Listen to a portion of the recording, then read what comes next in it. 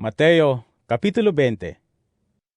An kahadean nin langit kaagid sa kagsadiran nin sarong ubasan, na pagkaagang amay nagluwas tanganing maghanap nin mga matrabaho sa iyang ubasan.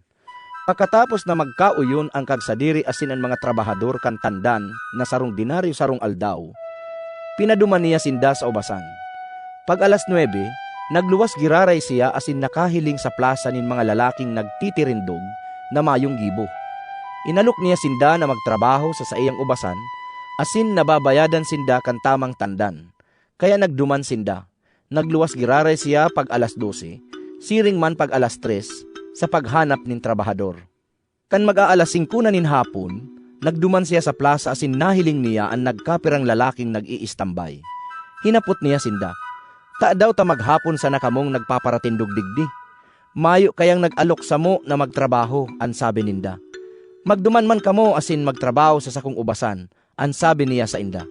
Pagkabanggi, sinabihan kang kagsadiri ang inkargado niya. Apudaan mga trabahador asin bayadi sindakan sa indang tandan. Inuton mo ang mga nahuri, saka ipahudyan mo ang mga nainot. Pagdulok kan mga nagpuon magtrabahong alas 5 nin hapon, ang lambang saro tinandanan nin sarong dinaryo. Kaya kan magdulok ang mga nainot na magtrabaho, naghuna sindang mas halangkaw ang bayad sa inda. Alagad pariho ang itinandan sa inda. Pakaako ninda kan bayad, nagreklamo sinda sa kagsadiri. Nagsabi sinda, sarong oras sanang nagtrabaho ang nag-abot na huri.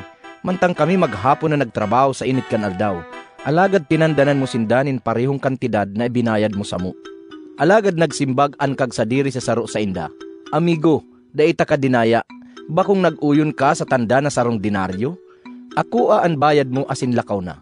Buot kong tandanan ang nahuring ininin pariho kan ibinayad ko sa imo. Dai daw ako makapagbuot kan buot kong gibuhon sa sadiri kong kwarta. Una uuri ka ta ako matinao. Pagkatapos, nagsabi si Jesus, Kaya ang mga nahuhuri, maiinot. Ang mga naiinot, mahuhuri. Mantang nagtutukad si Jesus pasiring sa Jerusalem, isiniblag niya ang 12 disipulo asin sinabihan duman sa dalan. Patukad na kita sa Jerusalem. Sa inan aki nin tao itatao sa mga puon na padi, sa kasama mga paratukdo kan katugunan. Sisintensyahan siya nindanin kagadanan, dangan itatao sa mga pagano. Pag-uulog-ulogon siya kan mga ini, hahampakon, dangan ipapako sa krus. Alagad sa ikatulong aldaw, bubuhayon siya liwat. Nagduman kay Jesus ang agum ni Zebedeo, kay baan sa iya mga aki. Nagluhod siya sa atubang ni Jesus, tamay hahagadon. Hinapot siya ni Jesus, Ano ang kaipuhan mo? nagsimbag siya. Ipanuga mo sako na ining duha kong aki magtukaw, ansaro sa imong tuo, ansaro sa imong wala, duman sa kahadean mo. Sinimbag sinda ni Jesus, Dahil nindo aram kung ano ang hinahagad nindo. May inom daw nindo ang kalis na sakong iinumon? nagsimbag sinda. Opo! Nagsabi si Jesus, Iinumon nindo ang sakong kalis, alagad ba kung sako ang pagpili kan matukaw sa tuo ko o sa wala ko? Huli ta iyan para sa mga tinagamahan kan sakong ama. kan maaraman ini kan 10 disipulo, naanggot sinda sa magtugang. Alagad inapod sinda ni Jesus, dangan sinabihan, Aram nindo na ang mga pamayo kan mga pagano igwanin kapangyarihan sa saindang mga sakop. Asin ang mga lider iyo ang kinukuyog. Alagad ba kung arog ka iyan ang dapat mangyari sa indo? An si Simon sa indo na buot maging dakula, dapat maging surugoon nindo. An si Simon na buot maging inot, dapat maging uripon nin gabos. Arog kan akin nin tao, na dai nagdigdi tanganing paglingkudan, kundi tanganing maglingkod, asin idusay ang buhay niya tanganing matubos ang dakul na tao. kan paluwas na sinda sa Jericho, kadakol na tao ang nagsunod kay Jesus.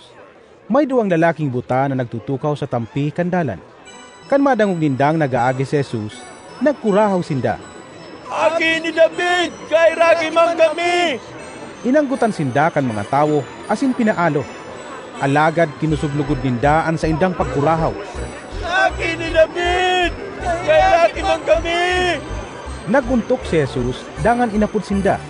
Ano ang buot nindong gibuhon ko sa indo? Anhapot niya sa inda. Nagsimbag sinda. Kagurangnan, buot mi na makahiling! Naherak si Jesus sa inda, kaya dinutaan niya ang sa indang mga mata. Nakahiling sinda tulos, dangan nagsunod kay Jesus.